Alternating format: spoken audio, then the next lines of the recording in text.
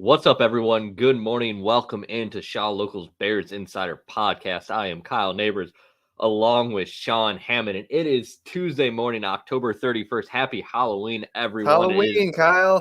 It is Halloween. It's also, more importantly, the NFL trade deadline day, which I guess I say more importantly, but it's not like it's a baseball trade deadline day. Not sure how many deals we'll see today, Sean.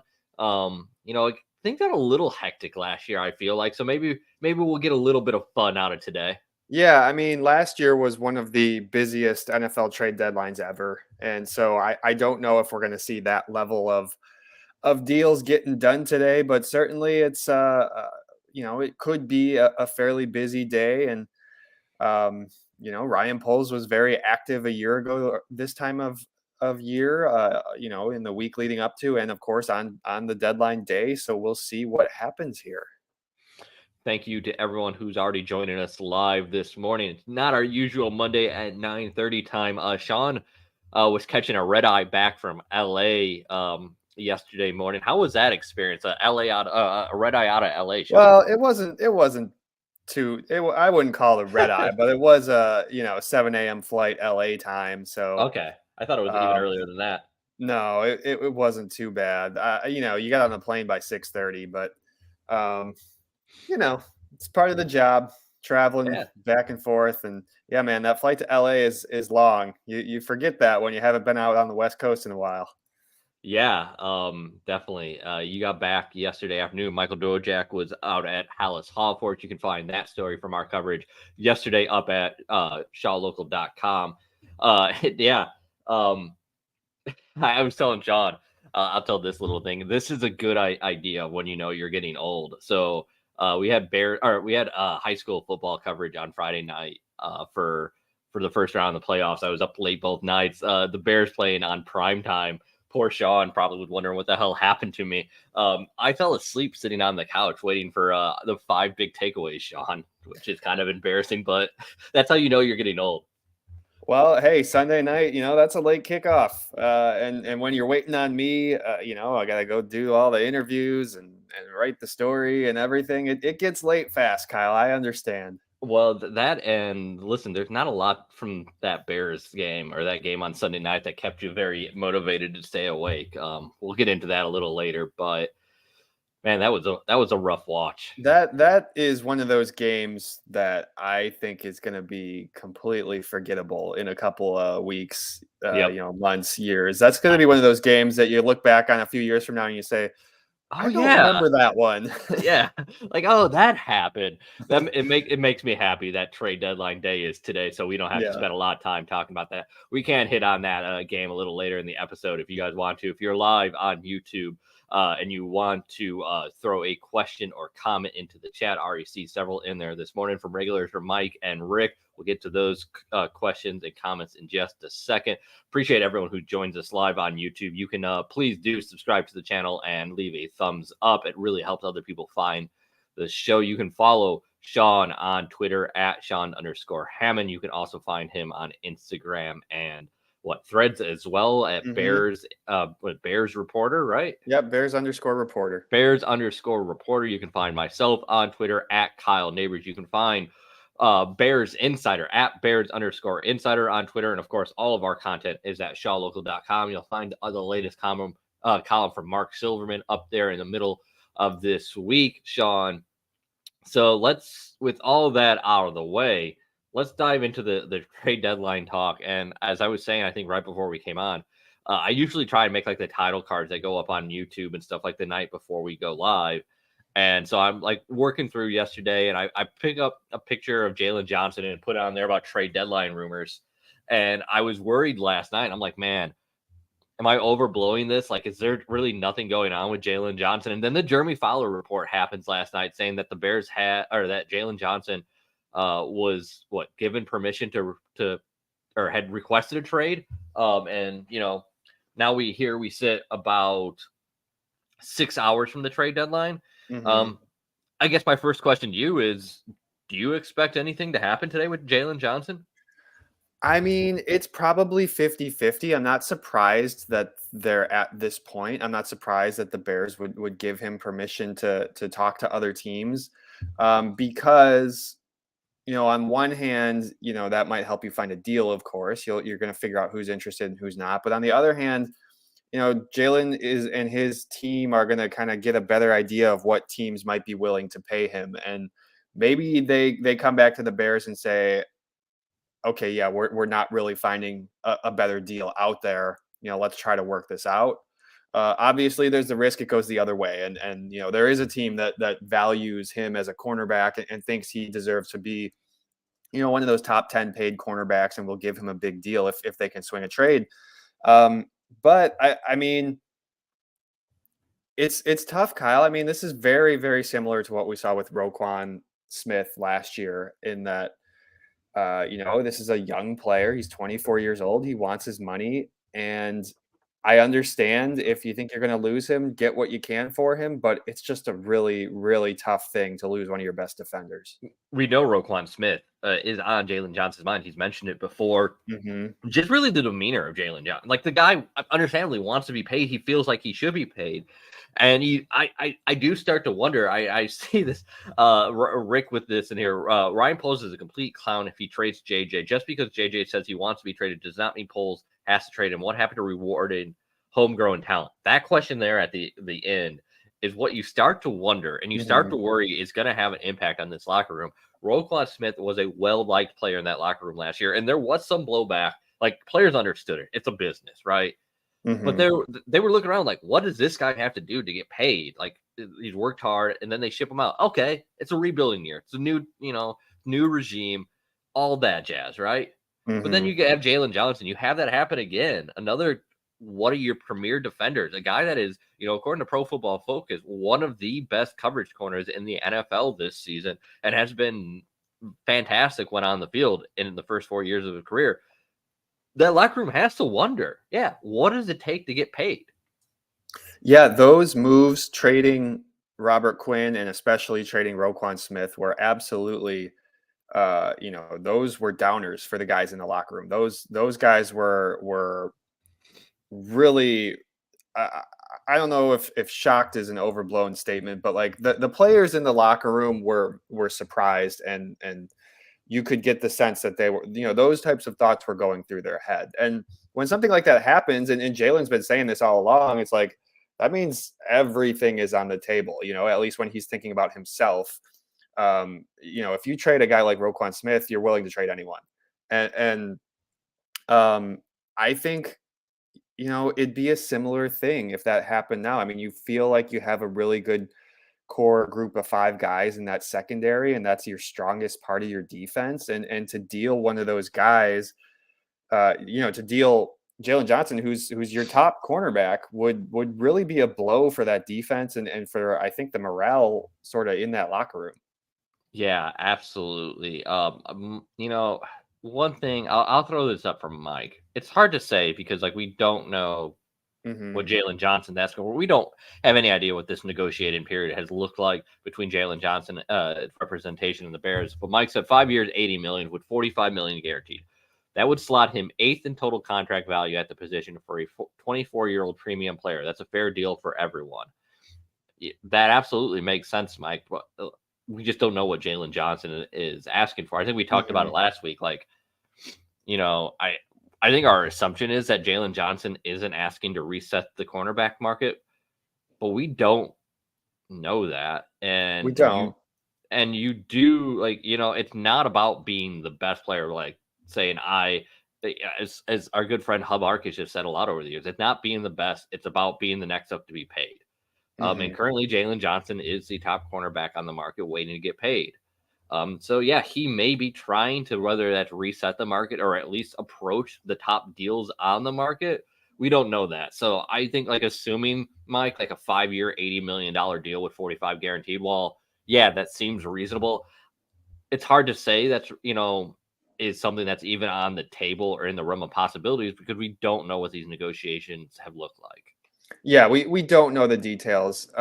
Something in the range of $15 million a year is going to put you at the back end of the top 10 in terms of highest paid cornerbacks. But yeah, I mean, I don't think a team is going to pay him what it's going to take to reset the market. I mean, you look at the Jair Alexanders, the Jalen Ramseys, the Trevon Diggs of the world. Those guys have insane turnover numbers, and that Jalen just doesn't have that. I know he had a nice game a couple weeks ago, picked off 2 passes. And whether it's fair or not, I mean, you look at the tape, he's like an elite coverage cornerback. There's no doubt about that. He's definitely like a cornerback 1 on most teams, or on a lot of teams, and a really high end cornerback 2 on really good teams. But I don't think that a team's going to be out there willing to give him, the 21-22 million dollar a year type deal. Yeah, I have a hard time believing that's on the table for Jalen Johnson as well, but Mm-hmm. just hard to tell. I want to see if I can throw this up here. Actually, I'll throw a quick up. Mike says Brad Biggs is saying they are close on a defensive end. Yeah. If something does break when we're on here, it's Mm-hmm. I'm usually looking at questions and comments and trying to listen to Sean. So if you guys see anything, toss it into the chat. We'll immediately try and address it here. Sean, what do you think of that? Yeah, I do see that tweet from Biggs. No really further details other than that. I think the Bears got to at least be making calls about a defensive end. That's still the weakest part of your defense. One of the weakest parts of your team. You want, if you want to run this 4-3 defensive scheme the way Matt Eberflus does, you got to get a really good pass rusher in there. I don't know. I don't. It would surprise me to see them do kind of. You look at what they did last year. You flipped Roquan, Right. you picked up a 2, then you sent another 2 over to the Steelers for Claypool. I would think you'd kind of like have learned from that, but I don't know. Maybe not. I don't. It depends, obviously, who you're talking about and what the price tag would be on a trade. I don't know offhand. So can you where are the so we know the Bears have 2 first round picks. Do they have their full complement of picks after that? Like, are we talking about like an early second round pick still on the They table? have their second round pick. They have their third, and then they have 2 fours because they picked up an extra one in the draft night trade with the Eagles Okay. when they went from 9 to 10. All right. So yeah, I mean, at So this just point, just one more time, I want to recap that there. So the mhm, Bears currently sit with 2 first round picks, their second 2, round pick, yep, a their own third, third round and 2 pick fourth. and 2 fourths. Yep. Okay. So I mean, they do have a little ammo. I'm already obviously seeing names in the chat being thrown around. Carl Lawson, both of those guys out of Washington, Chase Young, Montez Hmm. Sweat are guys that have been bandied around a lot. I think bringing up the Chase Claypool trade last year is a good reality check at the Hmm. very least. I know there's reasons to be excited about guys like Chase Young and Montez Sweat, but I think we maybe should have learned the lesson last year that a lot of times guys at the trade deadline are available for a reason. These are 2 guys that are going to need to be paid. So you're giving up assets to pay a guy. And unlike the Chase Claypool thing, you're talking about guys that are going to have to be paid immediately at the end of this year. Yeah. So it's it's very, very tricky. Yeah, it is tricky. And you would think that the Bears front office learned from that deal, and maybe they've updated or changed certain parts of their process to get a better sense of some of these guys on other teams. Obviously, it's really hard to know when you're trading for a guy who doesn't, not a free agent, doesn't play for your team.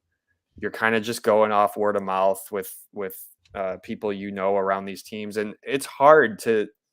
You can't always predict when a guy's going to be trouble off the field, or this or that. It's really tough. But you would hope that they kind of learned from that in maybe in subtle ways. Maybe they've changed some of the things they're looking at when they're talking about some of these deals. Rick had a question. I know Mike answered it, but I want to use it to set the stage here, Sean. Hmm. He said, "Why didn't the Bears give him talking to Jalen Johnson the 5th-year option? Is that just for QBs? It's only for first rounders." Is Hmm. Rick? Um, but the reason I put that up there because the one thing is, we assume that if you can't get a deal done with Jalen Johnson, that means you're trading him. But I mean, the Bears do have the option to franchise tag him, correct? Yeah, and that's why I say this is probably 50-50 because, like, if you don't get a deal you don't love, if you don't get a deal you love, don't trade him. Like, you still have control over the player, through the rest of the season, and yeah, the franchise tag is absolutely on the table. I don't know, that would be, like, late February, right before free agency, and, of course, you can only do that to one player, so, you kinda gotta look at the roster and think, "Okay, who if we wanna do this, who would we potentially do it?" And Jalen Johnson would probably be the number 1 candidate if you're gonna do somebody who's coming up on free agency next spring. I mean, who else would even be an option, really? I mean, I guess Darnell Mooney, but you wouldn't pay him. You're never going to pay him Yeah, that much. yeah, That's not really. no, I mentioned that because he's at the end of his contract, but I don't think that's right. actually an You, option. you paid Cole Kmet, so that's not something you have to worry about. Yeah. So I mean, that is certainly a route you could take. That is what is that the average? I can't remember the first time you used the franchise tag. Is it the average of the top 10 or the top five? Top five, Top and five for I the can first time. let me look up what that would cost. Yeah, well, while Sean's looking that up, I'll throw the question out to the chat. Like, if the Bears took that route, would you be okay with that route? Do you think Jalen Johnson is worthy of being paid as a top five cornerback? I know it's only a 1 year deal, but certainly something that the Bears can consider here. Let's see. While you're doing that, The Sean. so this season 2023, a franchise tag on a cornerback was $18 million. It would be 18.1 million. It might go up a tiny bit because the cap's going to go up, because new guys sign deals and whatnot. But it's something in that range is what it would cost for a 1 year deal with a cornerback on the franchise tag.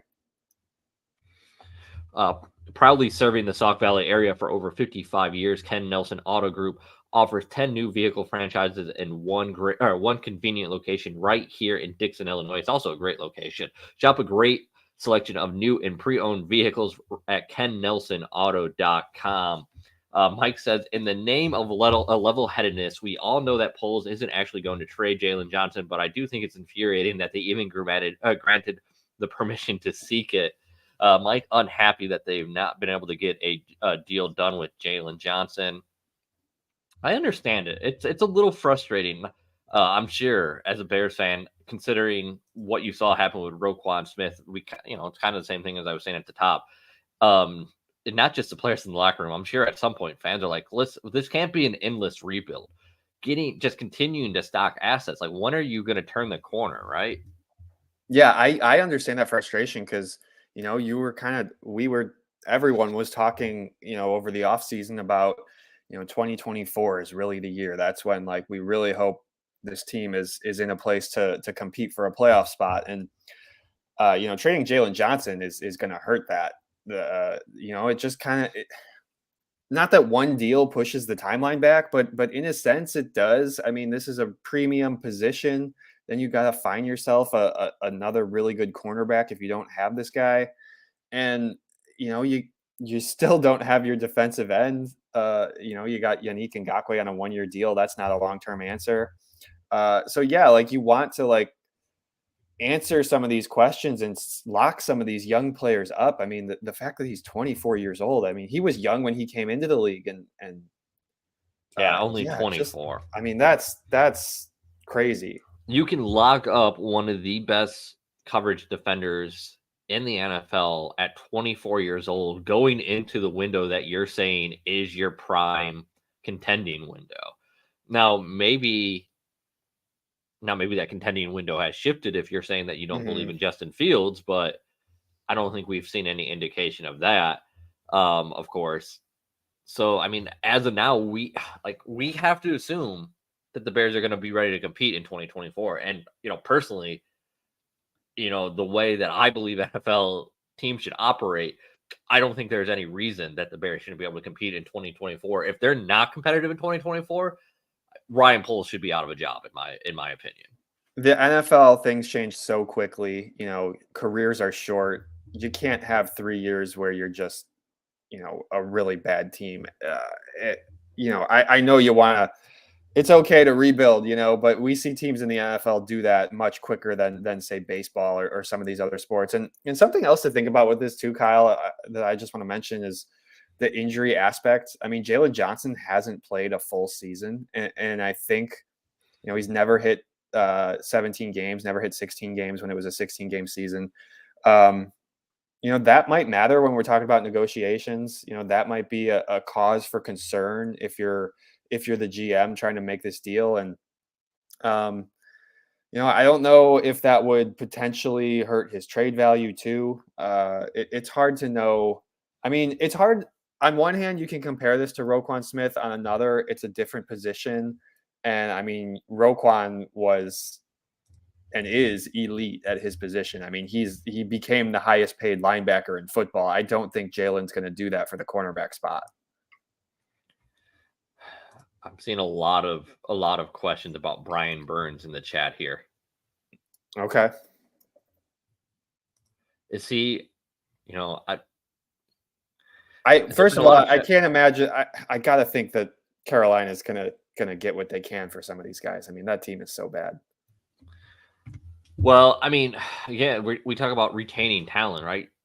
Theoretically, Carolina just drafted their quarterback of the future. Yeah. Brian Burns is I want to say Brian Burns is 24 or 25 years old himself. I would think that's the guy that Carolina is looking to lock up. Now, that being said, maybe a deciding factor on that is the fact that Carolina did trade away their first round pick. That's currently a pick that the Bears own. Yeah. And I do think Brian Burns is a guy that, considering his age and upside, he might command a first round pick if Carolina was to move him. And I don't expect Carolina to move him, by the way. I absolutely think he would be a first round pick. I mean, he's a former first round pick himself.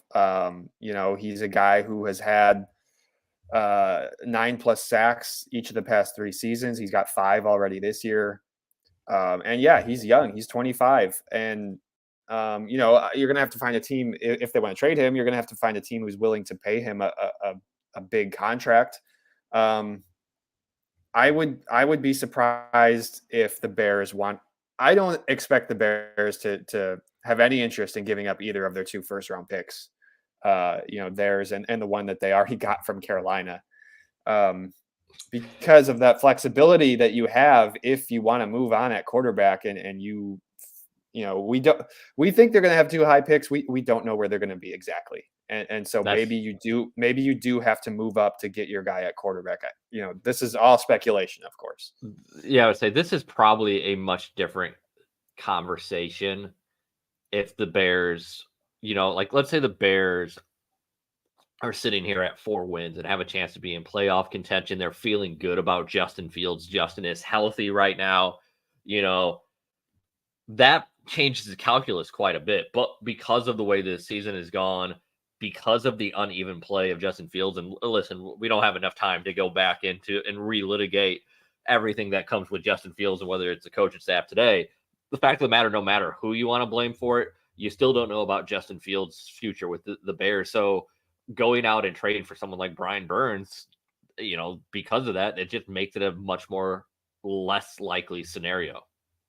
Yeah, I agree. And I think, I think a guy, I see some folks in the chat talking about Montez Sweat. He's a guy who isn't going to cost a first round pick. I think you could get him for a 2, right.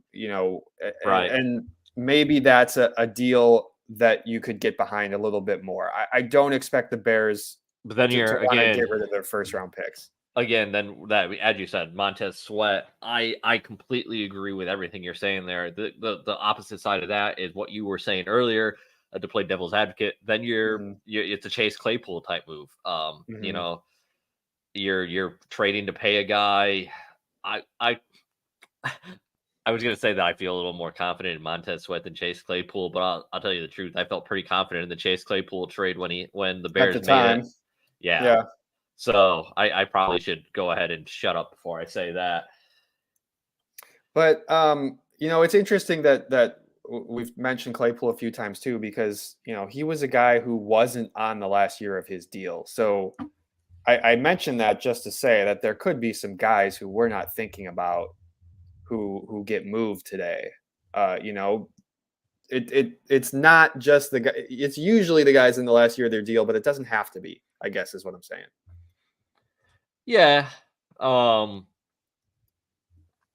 I don't know. I'll throw the question. Have you heard of anyone in there? Is the chat heard of No, and anyone? I say that, I don't have specific names to bring up, but you know, you look at some of these teams where maybe things aren't working out the way some of these teams thought it was. I don't have a good example at the top of my head, but certainly I understand why we talk about these guys who are in the last year of their contract. Those are the ones who are the premium trade candidates. But it's just something to think about.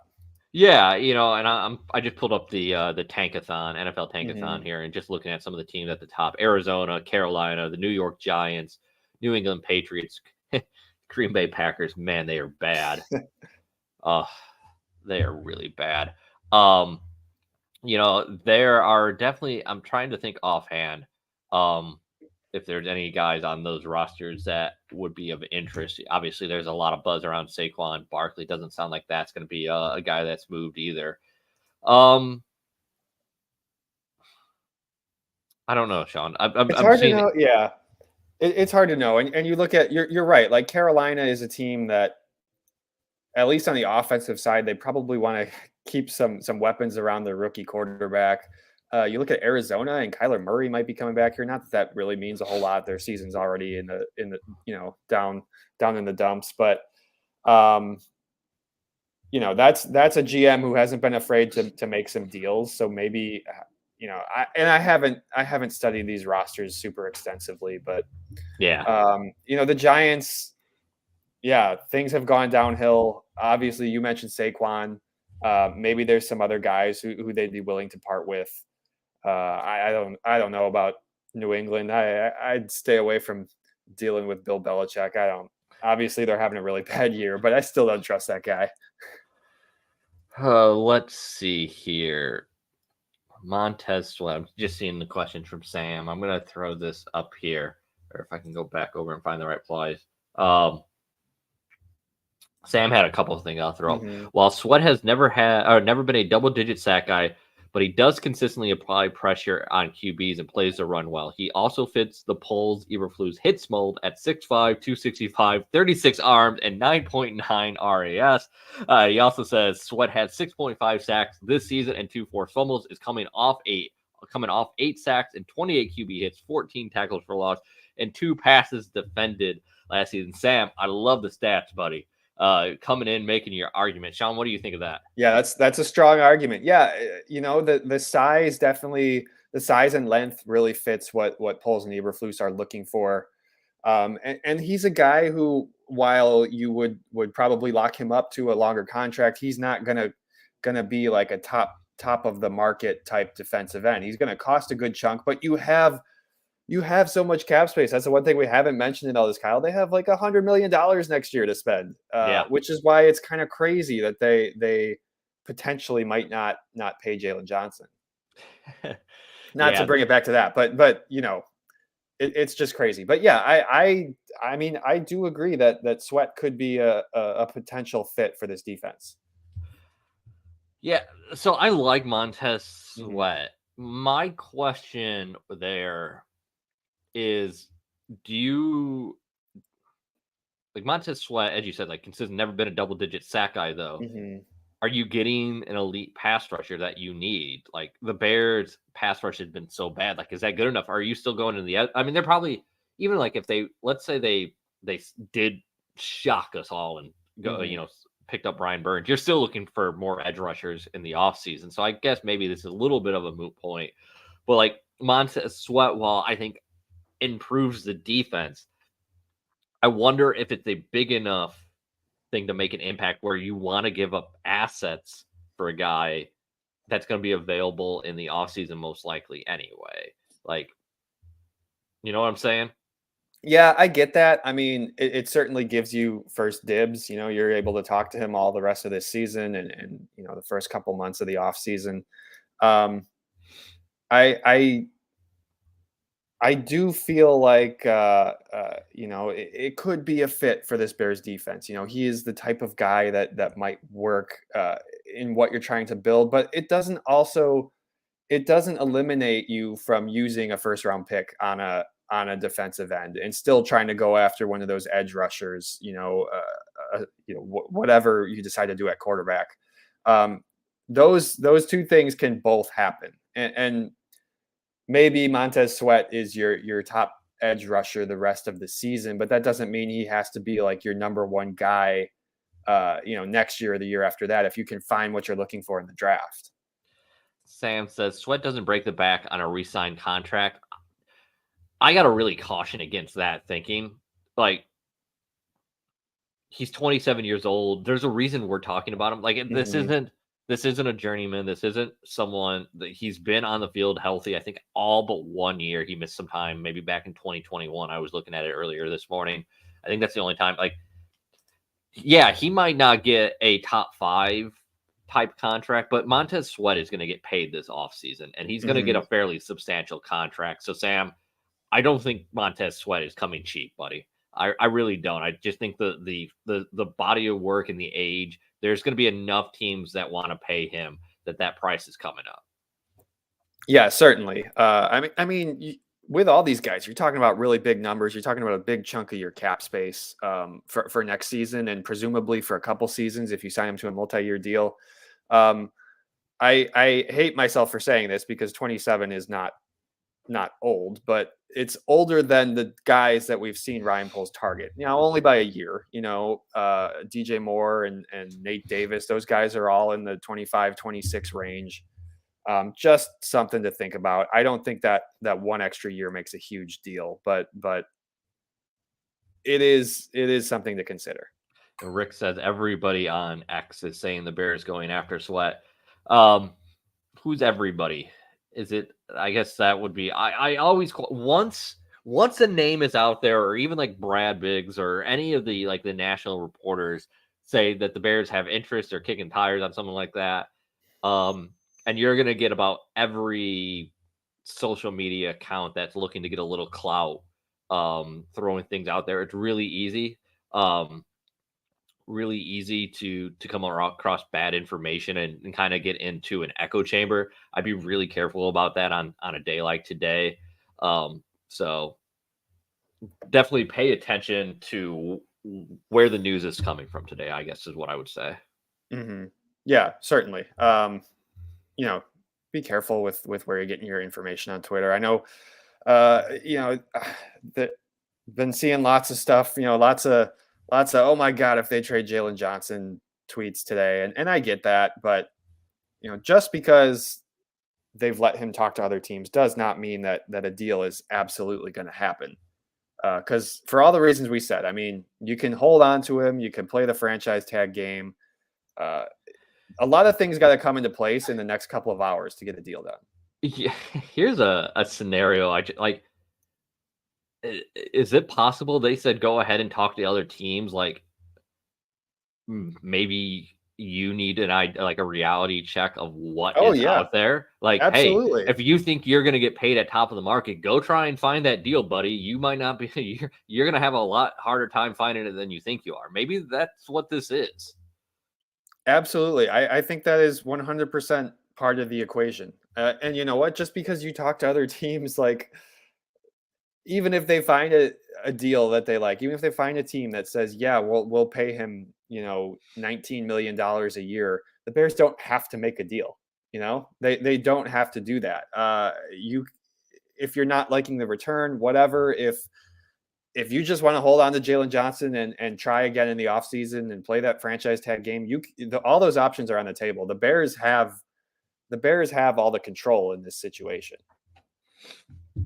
CJ asked this question: would it be bad if the Bears traded Jalen Johnson but ended up with Montez Sweat? So kind of a scenario you were talking about last year when Roquan goes out the door, Chase Claypool comes in. What do you think of that, Sean? I mean, sure, you'd still have a really good player, and maybe it's possible that like the trades would be somewhat similar, and we'd kind of be back to where we started. If you trade Jalen for a 2 and get Sweat for a 2, you're kind of in the same spot. I mean, it would kind of depend, like the contract money, of course, is really important when we're talking about this. Jalen Jalen, of course, is a cornerback. Those guys get paid a lot. And like we were saying, Montez Sweat might not be the top paid defensive end in football, but he's gonna command a lot of money. Considering, I don't know. It's like you fill one hole, but you create another. It's hard to say. It's not like defensive end pass rushers aren't getting paid either. So right, I would think both of those guys are looking at easily 15 plus million a year, probably in the range of like 16 to 17, if not a little bit more. So here, Torian Whitfield says Jair got 21 million, Ramsey 20 million, Diggs 19.4, Slay 14 million. To give you guys a little context there, Torian, thank you for that. I kind of lost my train of thought from where I was going. Yeah, so like I think both of those guys, like per year. So you're again, how many years in a row? At least how many cornerbacks have the Bears drafted? Let's say like in the last 4 or 5 years, a lot, including obviously Jalen Johnson. You've spent you've spent high picks, not first round picks. You've spent high picks on Jalen Johnson, Kyler Gordon, Tyreek Stevenson. You've spent some mid-round picks on cornerbacks as well. I mean, so again, like you let Jalen Johnson walk, you bring in Montez Sweat, but again, like then you're going right back into the draft, looking at probably spending a high piece of capital in your secondary again. Yeah, potentially, and of course you got to factor in too. Like Eddie Jackson's been, hasn't been on the field entering the last year of his deal. Are you going to feel comfortable paying him that big contract for another year if he can't stay on the field? That could potentially be 2 spots you're trying to fill. It's hard to. I know these teams are constantly having to fill holes, plug spots, but especially when you're talking about a young player, it's hard to just let him get away and create another hole for yourself. Sam says a good pass rusher improves the secondary because they don't cover as long. While I think that's fair.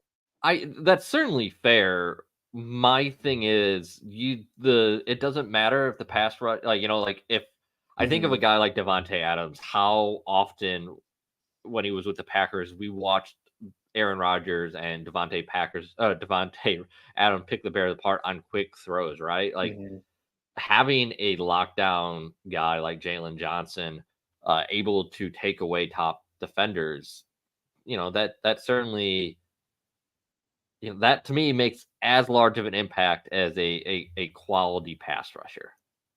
Yeah, I agree. I mean, those are your 2 premium positions on the defensive side. And yeah, like, teams can throw the ball out quickly. Good quarterbacks can come up with game plans to get the ball out quickly against anyone. Obviously, that's kind of like a game by game, thing. Each game plan is different. Yeah, Sam says Bears have proven the ability to draft and develop cornerbacks the past few years. Yeah, I mean, obviously Ryan Poles likes Kyler Gordon and Tyreek Stevenson. He drafted those guys, and that may come into play a little bit. Terrell Smith too, a guy who has seen some time this season. He was a 5th round pick, but obviously they like him. Unfortunately, he's been out for a few weeks, so yeah, mono. I don't know how quickly you're going to be able to get him back. I don't know, what the conditioning level is. He certainly hasn't been practicing. So that's not as easy a plug if you pull out Jalen Johnson. You can't just plug him right back in and expect him to play at that high level. Let's say the Bears didn't trade for a defensive end, but they did trade Jalen Johnson. The Bears already can't get home. If you start taking some of your best pieces out of that secondary, you remember how bad the Bears defense was the second half of last year after the trade. Yeah. Oh my God. It's going to be an absolute disaster watching the Bears play defense if someone like Jalen Johnson is taken out of this secondary, out of this rotation.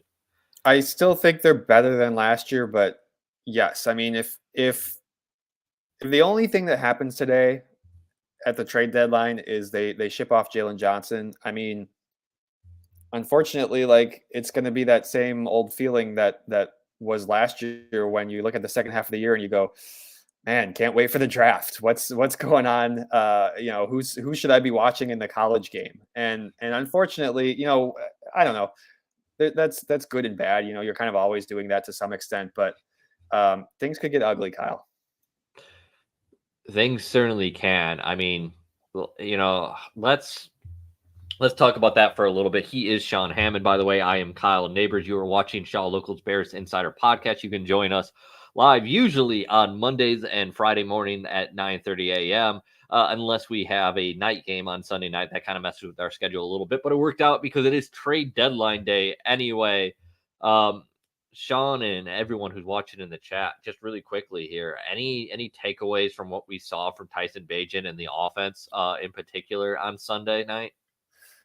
Oh man, it's hard. I mean, they fell behind and you're playing from behind, and the Chargers, they can, with a lead like that, they can just throw two safeties deep and force you to play the short game a little bit. And I don't know, that was just an ugly game for the Bears. Obviously there were a lot of issues defensively, but Justin Herbert's going to make just about any defense look bad. I mean, he completed 15 consecutive passes to start the game. Like,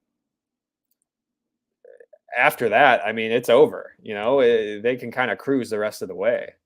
The Darnell Mooney thing, that you get the touchdown. Well, it should have been a touchdown to start the game, but then they end up having to punt the ball. And then you had TJ Edward with an absolutely awful missed tackle on a screen pass to Austin Eckler that gets housed for a touchdown. At that point, I had a pretty strong feeling of it's going to be one of those nights, isn't it? Yeah. You certainly get that feeling. And I know there were like the Mooney play to start the game. A lot of people were saying he wasn't touched. Why did they blow that play dead? And then there was the Cole Kmet play later in the game where it looked like they blew the whistle kind of quickly again before he broke a tackle. I get it, but even with those plays, I don't know that the Bears were going to win that football game. I mean, they could not stop Justin Herbert. The tackling was rough. And even if they score on those two plays, Justin Herbert probably comes back and scores right away anyway. And then you have poor Velus Jones. Yeah, I felt really bad for him, man. I felt really bad too. Even pulling like photos of that drop for our stories online, I was like, man, I'm gonna attach this piece of art to a story, and it's just him like laying on the ground, ball bouncing off him. He's an NFL player. He's got to make plays. That's what he's paid to do. There are few rougher journeys I feel like you've seen for a player though, than Velus Jones. Like at some point, as a human, you kind of feel for the guy because that the chances are running out. I mean, yeah, he was like kind of distraught after that game, and understandably, like he's had chances here to get involved in the offense. There was a bad drop on a deep ball last year that I can think of, one or two. And it's like it's tough when you only get a couple opportunities, but at the Bears, rightfully so, shouldn't be giving him more than one or two opportunities because things like that just seem to keep happening. Yeah. I know he talked about, I think there was a quote we had either maybe in your 5 big takeaways, maybe it was yesterday from Michael talking about, doing it every day on the judge machine, blah, blah, all this stuff. And then only having 1 to 2 moments to be judged on. And it's like, that's the NFL, man. Like, that's everyone. That's every player in the league. Right. And if you want more opportunities, you have to make plays in game. And he just hasn't done it. It's frustrating. Yeah. And I fully understand why the Bears would give him another chance at that this season. You could chalk it up to, okay, he was a rookie last year. Let's do a full off season, yada, yada, yada. But I mean, we're halfway through season 2 and that was just such a bad look. And, at a certain point, you wonder when they're just going to move on and have somebody else run that route. All right, guys, we got to get going here in the next couple of minutes. Stick to ShawLocal.com. Sean will be on the Bears coverage trade deadline all day today. Of course, follow him on X and Twitter. at Sean_Hammond. You can find myself at Kyle Nabors, and Bears_Insider is where you'll find all of our content. Sean, where do you want to end this? You got any thoughts about, I guess I'll just, gut reaction. Do the Bears make a move today?